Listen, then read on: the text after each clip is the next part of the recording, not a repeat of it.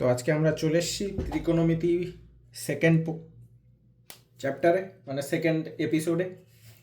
আগের দিন আমরা ত্রিকোণমিতিক ফাংশনগুলো সম্পর্কে জেনেছিলাম। আমাদের 6টা ফাংশন ছিল: সাইন, কস, ট্যান, কোসেক, সেক, কট।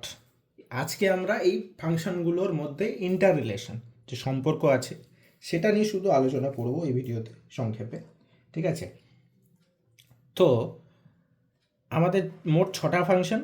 তো 6টা ফাংশনের মধ্যে না দুটো দুটো করে সম্পর্ক আছে, তাহলে টোটাল আমাদের 3টা সম্পর্ক হবে।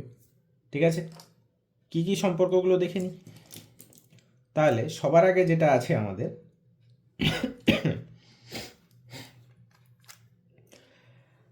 সেটা হলো সাইন আর কসের মধ্যে। সেটা হলো সাইন স্কোয়ার থিটা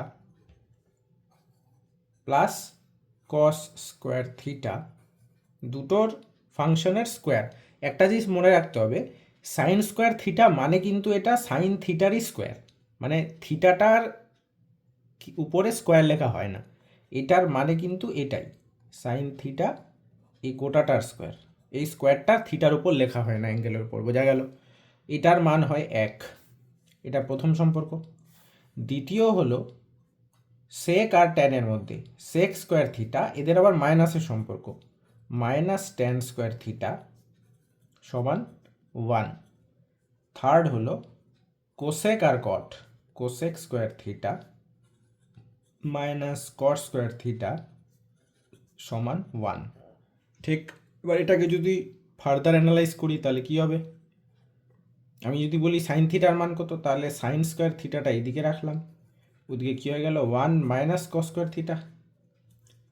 তাহলে সাইন থিটার মান আসবে আমার, কী হবে, স্কোয়ারটা এদিকে গিয়ে রুট হয়ে যাবে, তাহলে root under 1 minus cos square theta.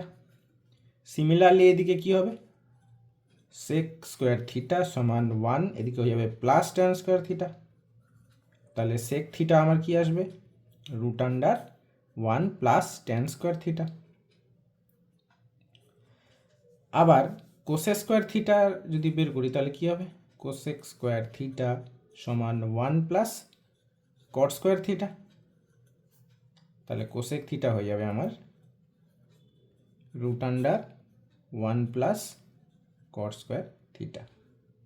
এবার এই সম্পর্কটার একটা না ছোট্ট একটা আমি ভেরিফিকেশন দেখিয়ে দিচ্ছি। কীরকম, এটা নেক্সট পেজে দেখিয়ে দিই। সেটা হলো, সেটা কীরকম, যেমন আমরা পড়েছি সমকোণী ত্রিভুজ হিসেবে এগুলো হয়। তা একটা জিনিস করছি, কি করব, এটা একটা সমকোণী ত্রিভুজ। এবার আমরা জানি এটাকে আমরা থিটা ধরি, এটা ভূমি ধরে নিলাম, এটা 3 আর এটা 4 মান। তাহলে অতিভুজ কী হবে, সূত্র অতিভুজের স্কোয়ার, এইচ এর স্কোয়ার সমান 3 স্কোয়ার প্লাস 4 স্কোয়ার, পিথাগোরাসের সূত্র। তাহলে এইচ হয়ে যাবে আমার রুট আন্ডার 9 প্লাস 16 মানে রুট 25।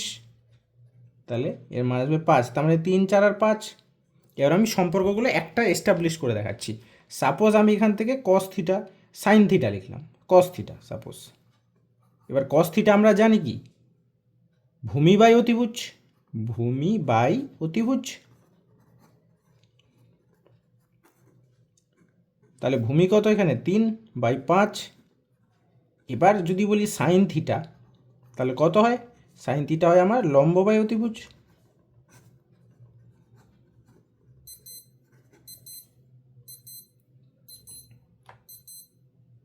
তাই না, লম্ব বাই অতিভুজ হয়।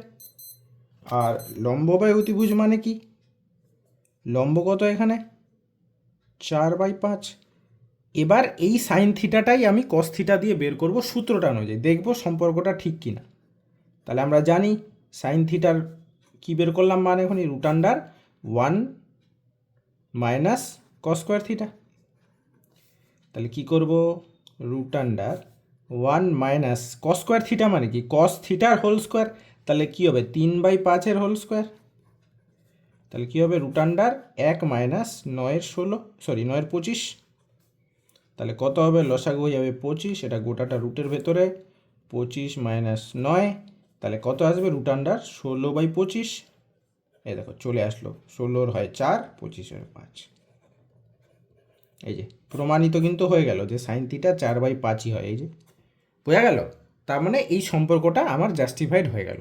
বোঝা গেল? এইভাবেই তার মানে এই তিনটা আমাদের সম্পর্ক আছে। এই 6টা ফাংশনের মধ্যে প্রত্যেকে দুটো দুটো করে, এই মোট আমার এই তিনটা সম্পর্ক, sine square theta plus cos square theta সমান 1, বাকি দুটোর ক্ষেত্রে মাইনাসের, sec square theta minus tan square theta minus equal to 1, আর cosec square theta minus cot square theta equal to 1। এগুলো আমরা ম্যাথামেটিক্সেও ইউজ করতে পারবো, এগুলো নিয়ে অঙ্ক করতে হবে।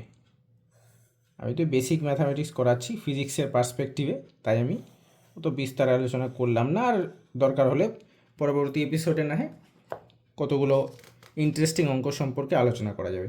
বোঝা গেছে তাহলে? আজকের বিষয়টা তাহলে এটাই ছিল, এই তিনটে সম্পর্কের উপর। ঠিক আছে, তাহলে আজ এতটাই থাক, দেখা হচ্ছে পরের ভিডিওতে। চলো, বাই বাই, গুড নাইট।